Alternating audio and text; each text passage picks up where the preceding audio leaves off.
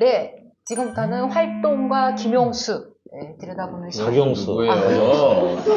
김용- 저분이 진짜. 김용수는 옛날에 유명한 축구 선수 있었어요. 그래서 이제 최용수였어요.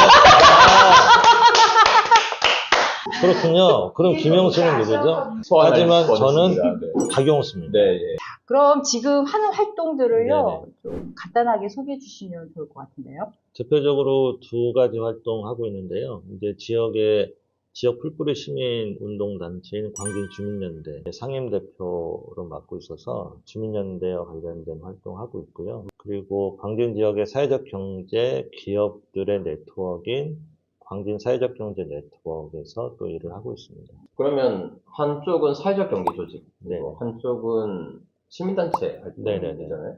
그러니까 사실 비슷해 보이지만 또 네. 각각 특성들이 있어가지고 이 두 개를 병행하거나 연결하는 게 좀 쉽진 않을 것 같은데 뭔가 묘책이 있으실까요? 우리나라에서는 마을 공동체 활동이라든가 사회적 경제 활동 또는 시민운동 활동이 서로 이렇게 협력되지 못하고 이렇게 네. 분절돼서 그렇죠. 또 운영되거나 맞아요. 또는 네, 네. 지역에 내려가면 마을 공동체하고 사회적 경제 갈등이 있다거나 또는 사회적 경제하고 시민사회하고 갈등이 있다거나 이런 이제 현상이 많은데 사회적 경제가 유럽에서는 시민운동의 일환으로 사회적 경제가 만들어졌어요. 그러니까 이제 민중들의 경제적인 어려움을 해결하는 것이 그 사회적 경제 운동인 그렇죠. 거고 또 민중들의 주권이나 도시의 자치와 관련된 활동이 시민운동, 자치운동이었고 그 도시의 경제 문제를 해결하는 것이 사회적 경제 운동이라서 실제 운동은 하나였는데 그렇죠. 우리나라에서는 왜 그게 이제 분절됐냐 하면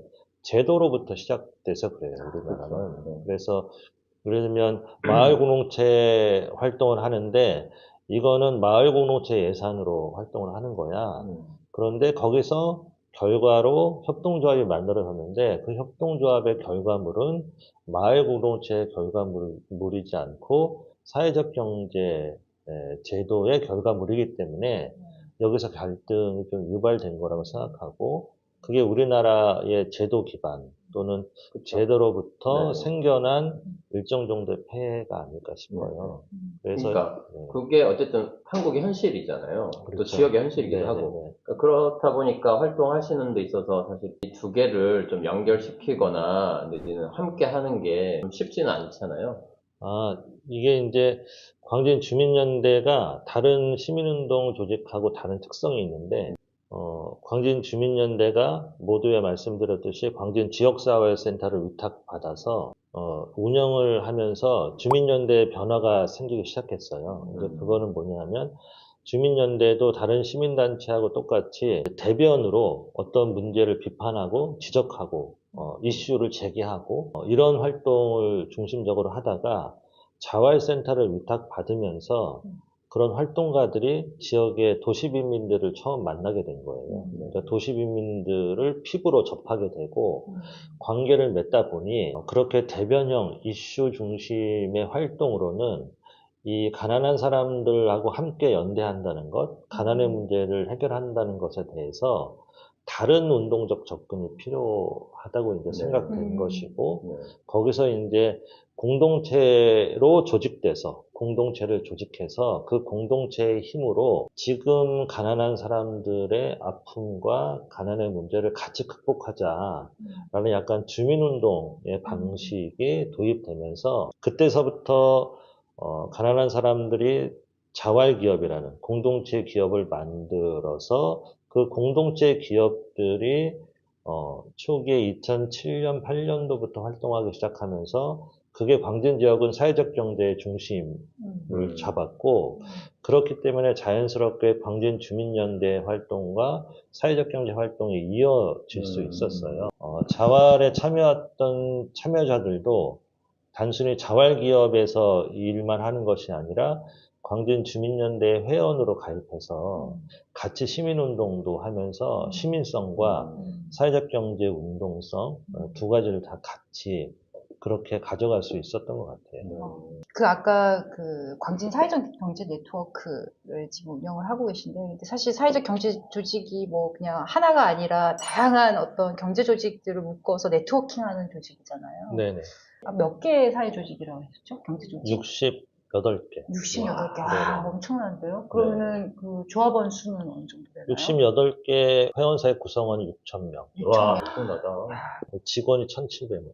와. 그러니까 60여 개의 조직과 그다음 6천여 명의 어떤 사람들이 사실은 네트워킹 하는 조직이기 때문에 이걸 사실 촉진시키는 게 쉽지가 않잖아요. 쉽지 않죠. 제가 지금 들어도 막 머리가 엄청나게 아픈데 이 네트워크가 활성화될 수 있게 어떻게 하시는지 너무 궁금한데요. 그 초기에 이제 제가 자활 쪽에 일을 하다가 지역에 있는 사회적 경제 기업들을 만나러 다니기 시작한 게 2014년 초였어요. 그때 제가 사회적 경제 기업들 사무실을 다니면서 느꼈던 것은 생존의 문제에 직면하고 있다. 그러니까 사회적 경제 기업들이 지역사회에 기여해라. 이런 쪽이 아니라, 이분들의 경제적인 생존의 어려움을 같이 해결을 해야 되겠다. 이렇게 제가 생각이 들었고, 그래서 광진 사회적 경제 네트워크의 모토가 함께 사는 경제 공동체예요. 함께 어떻게든 해서 생존의 문제를 해결해 보자 이런 이제 뜻이었고, 그래서 가장 먼저 했던 게 상호 거래였어요. 회원사 간 서로 물건과 서비스를 사주자. 지금은 한 4억, 5억 정도, 2,000건 정도의 상호 거래가 활성화돼서 네트워크 단체들끼리 거래하는 양만 4억, 1년에 4억 정도 된다는 거죠? 엄청나네. 그래서 일단 서로 간의 거래를 통해서 한 기업의 매출을 100%라고 볼 때 서로 간의 거래로 30% 정도만 거래가 이루어지면 어느 정도 기업의 안정성은 획득할 수 있으니 그럼 지역 안에서 돈이 계속 볼 테니까. 그렇죠. 네, 그렇죠. 그 다음에 그 기반이 갖춰졌으니까 시장에서 경쟁해도 되겠다 이런 전략을 가졌었죠. 그게 좀 모델이 될 만한 뭐 어떤 그런 곳이 있었던 건가요? 우리나라에는 없었고요. 원주가 있었는데 원주는 상호거래가 없어요. 살펴보니 해외 사례를 봤는데 스페인의 몬드라곤 몬드라곤. 사례가 저한테는 좀 와닿았고, 그래서 몬드라곤에서 배우자라는 책이 있는데 처음에 광산의 1년차 때 읽었던 내용하고 3년차, 5년차 때 읽었던 내용의 이해도가 다른 거예요.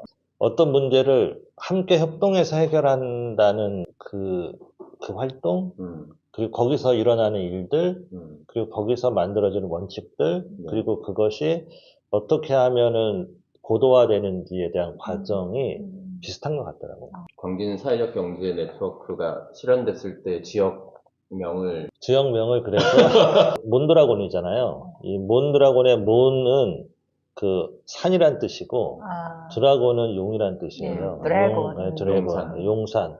용산에는 지금 이상한 사람이 있잖아요. 그래서 용산은 아닌 것 같고 우리 광진구에는 아차산이 있다. 광진구 용을 만들어 보자 이렇게 해서 광드라곤이라고 부르고 있습니다. 광진 사회적 경제 네트워크의 구체적인 활동 모습을 좀 소개해 주시면 좋겠습니다. 그럴까요? 네네.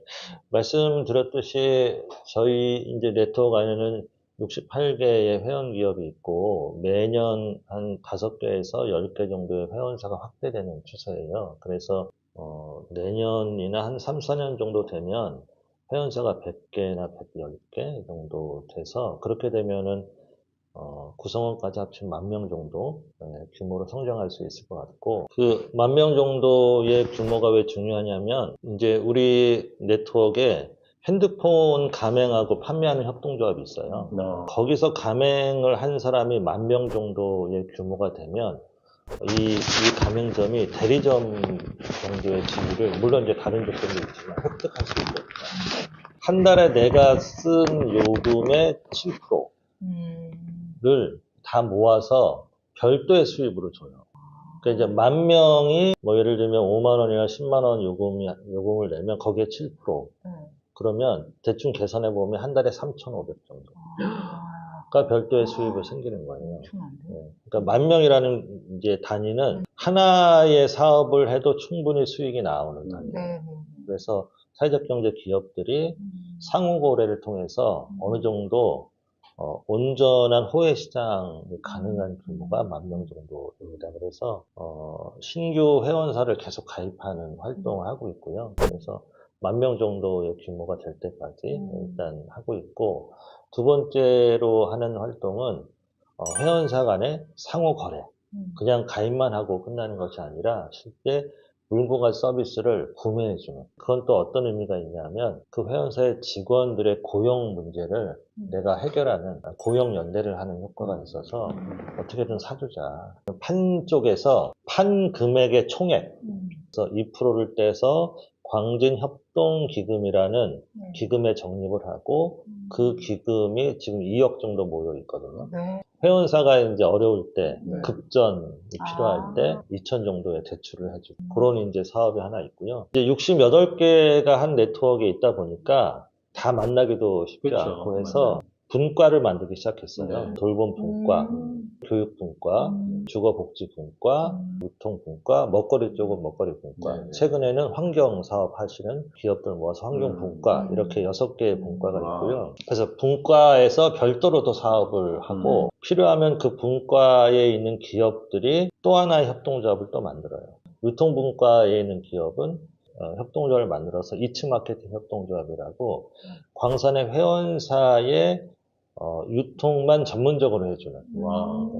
그렇게 이제 분과별로 또 별도의 사업이 있고요. 기업을 운영하다 보면 경영에 필요한 서비스가 있어요. 네. 뭐 세무라든가 법무라든가 또는 교육이라든가 경영 컨설팅이라든가 공모를 이제 하게 되면 공모 계획서도 한번 봐주고 뭐 공간 같은 걸 알아봐주는 부동산 중개 이런 것도 다 필요해서 그런 것들은 회원사가 직접 자기 사업을 할 수 있도록 서비스를 개발해줘서 그 서비스를 공동으로 구매하는 서비스 사업이 또 하나 있습니다. 그래서 분과별로도 활동하고 개별 기업은 광산의 회원사들한테 서비스를 제공해주면서 또 하나의 자기의 사업 분야를 만들어 갈 수 있도록 그렇게 해주는 사업으로 진행하고 있습니다. 상당히 다층적이고 와우, 네. 전문적이고 체계적이고 그러네요. 또 업종별로는 또 묶여 있지만 그 업종들이 연합해서 그렇죠. 이제 네네. 테마적으로 해야 되는 게 있잖아요. 크러스트처럼. 네네네. 네. 네.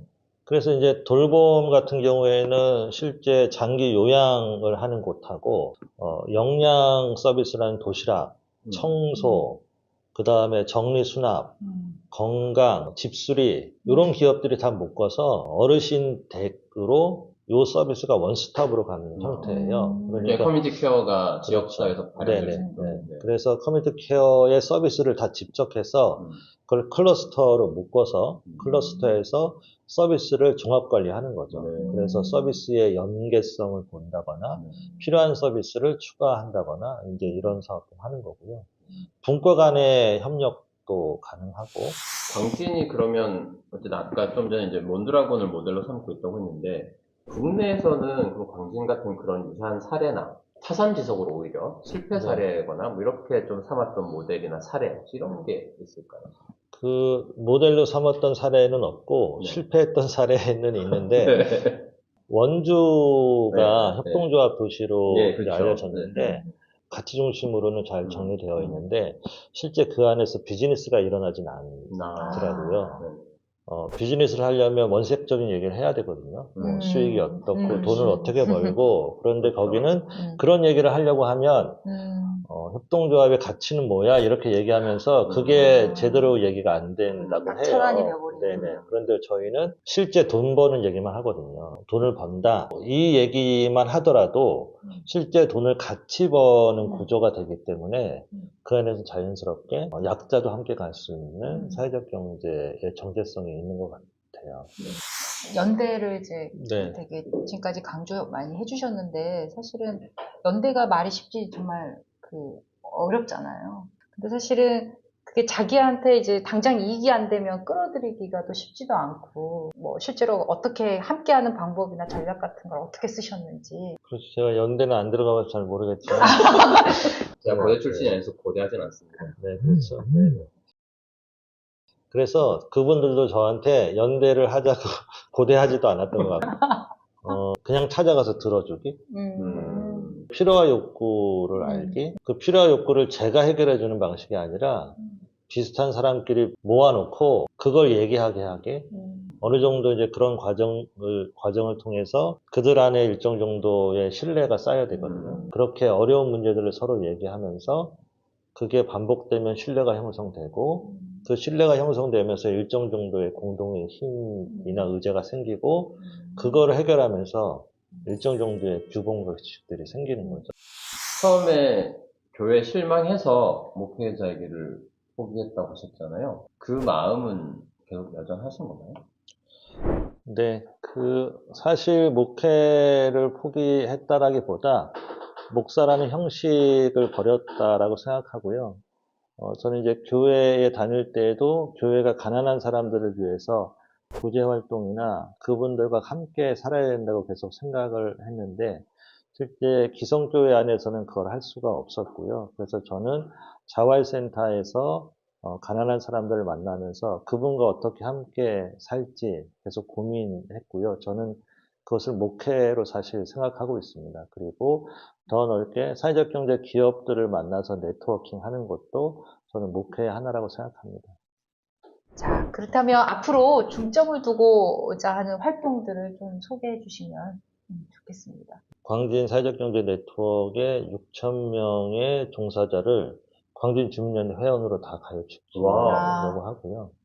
지금 광진 주민연대 회원은 500명 정도 되는데 그거 가지고는 지역사회에 힘있게 변화시키지 못하니까 이렇게 회원을 서로 일치시키는 그런 지금 활동을 하려고 하고 그렇기 때문에 더더욱더 제가 최근에 이제 활동에 중점을 두는 게 유튜브를 이제 시작해서 10,000명을 어떻게 다 만나요. 그러니까 찍어놓고 이제 공유하고 찍어놓고 공유하고 이런 이제 좀 활동을 해야 돼서 유튜브 활동을 하려고 합니다.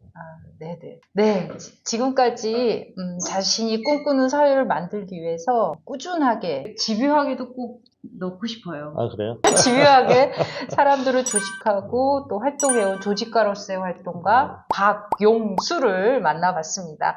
자, 활동하면서 또 어떤 연구, 이론들을 정립해 나가고 있는지 그것 또한 궁금해지기 시작했는데요. 그럼 잠시 후에는 연구자 박용수로의 변신된 모습으로 다시 만나도록 하겠습니다. 그럼 잠시 이따 봬요. 뿅! 뾰롱.